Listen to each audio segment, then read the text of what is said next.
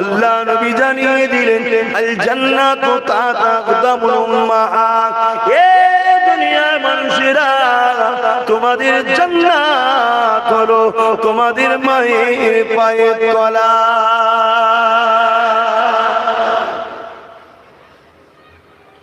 আজকে যদি ঘরে যে কোনো ছেলে তার বাপের পায়ে চুমু দেয় ঠোঁট দিয়ে, কিন্তু মাথাটা না খায়, এটা খেয়াল রাখবেন, উঁচু জায়গায় যদি বসে থাকে, বাপের পায়ে যদি চুমু দেয়, সে তার জান্নাতের দরজায় চুমু দিল। জোরে বলুন সুবহানাল্লাহ।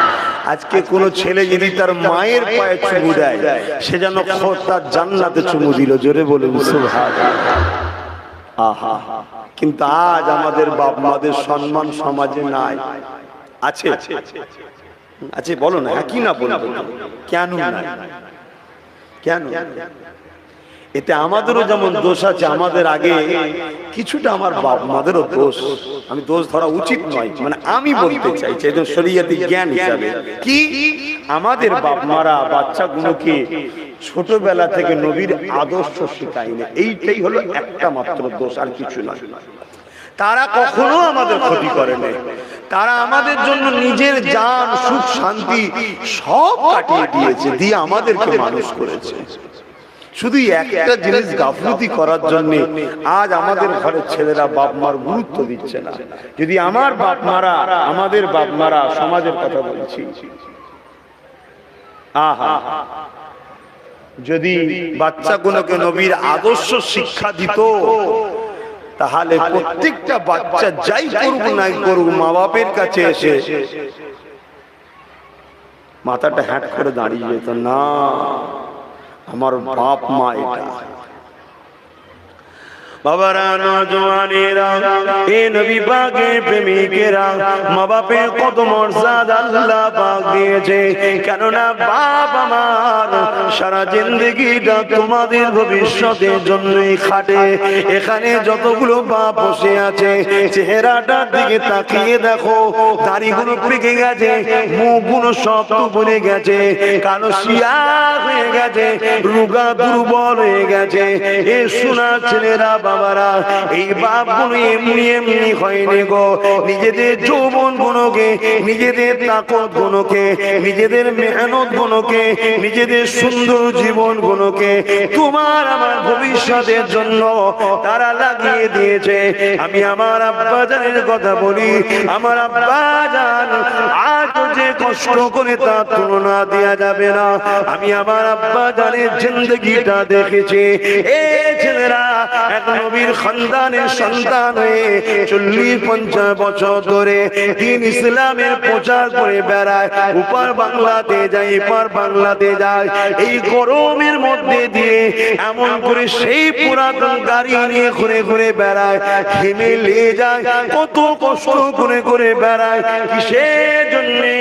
অবশ্যই আল্লাহকে খুশি করে নিজের বাচ্চাদের মুখে আহার তুলে দিবার ওসিলাও তো রয়েছে, এবং নিজের বাচ্চাদের ভবিষ্যতের জন্য আপনাদেরকে বলে দিয়ে যায়, পৃথিবীতে যত বাপ আছে, প্রতিটা বাপ তার বাচ্চার ভবিষ্যৎ কল্যাণ দেখতে চায়।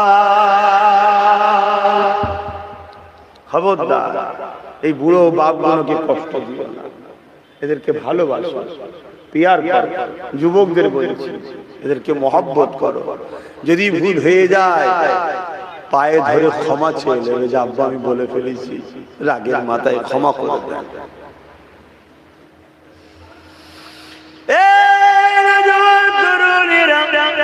আরে আল্লাহ নবী যখন মায়ের পেটে ছিল, নবী পাক আব্বা জান যখন দুনিয়া জমিন দিয়ে চলে গিয়েছিল, তাই নবী আমার বলেছেন, এ বিশ্বে যুবকেরা, এ বিশ্বে মানুষেরা, বাবারা যে কত কষ্ট আমি মুহাম্মদ সেটা বুঝি।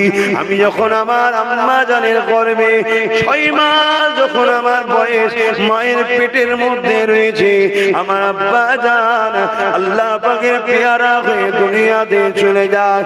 আমি দুনিয়া দুনিয়ার জমিনে এসেছিলাম অন্য অন্য বাচ্চারা এমন করে তারা মাঠে যেত, বিভিন্ন জায়গায় যেত, আমি মুহাম্মদ চোখের পানি ফেলে দেখতাম আর ভাবতাম প্রতিটা বাপ তার বাচ্চাদেরকে কোলে করে কাঁধে করে নিয়ে যায়।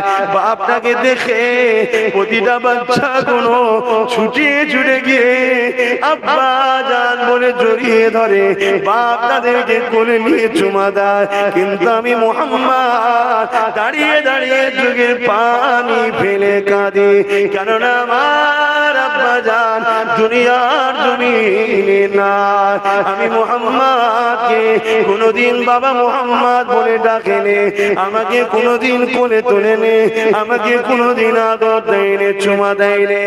এ যুবকেরা, ছায়া থাকতে ছায়ার মজা বোঝা যায় না। বাপ হলো একটা বট গাছের না, এই তোমার বাড়ির কোণে যদি পড়ে থাকে জেনে রেখে দেবে ওটা তোমার জন্য বট গাছ হয়ে রয়েছে। নিজের জিন্দগিটাকে তোমার জন্য লাগিয়ে দিয়েছে গো।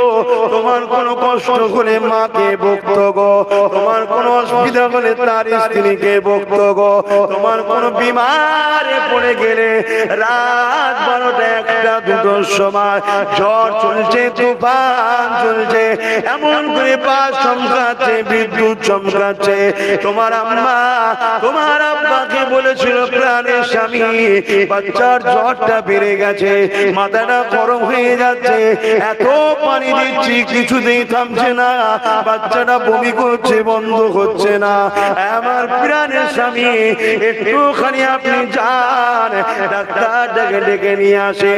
এ যুবকরা শোনো, এই জমিনের ওপরে তোমার আম্মারা ছিল অবশ্যই ভালো মেয়ে, অবশ্যই তারা নেক মেয়ে, তারা স্বামীকে সব থেকে বেশি ভালোবাসতো।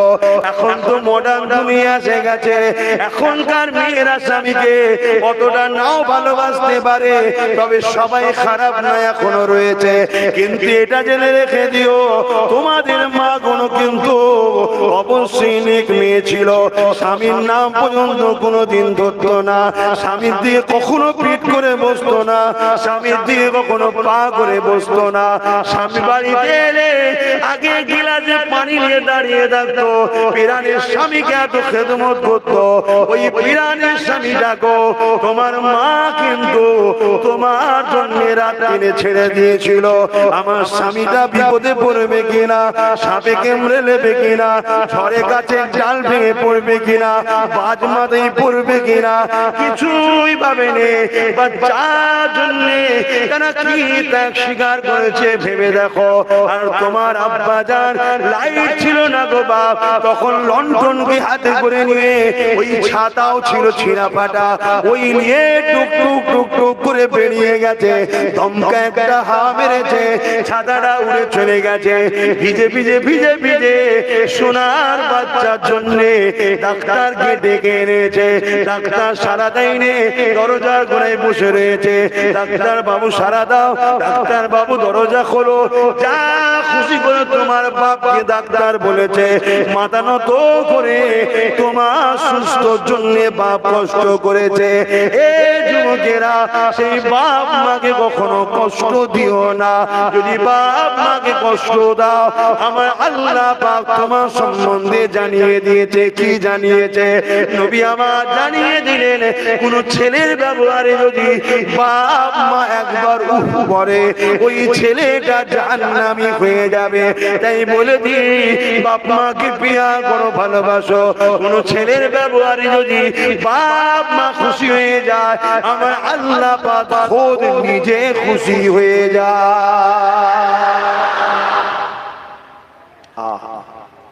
কত কষ্ট করেছে আমার আব্বাজান।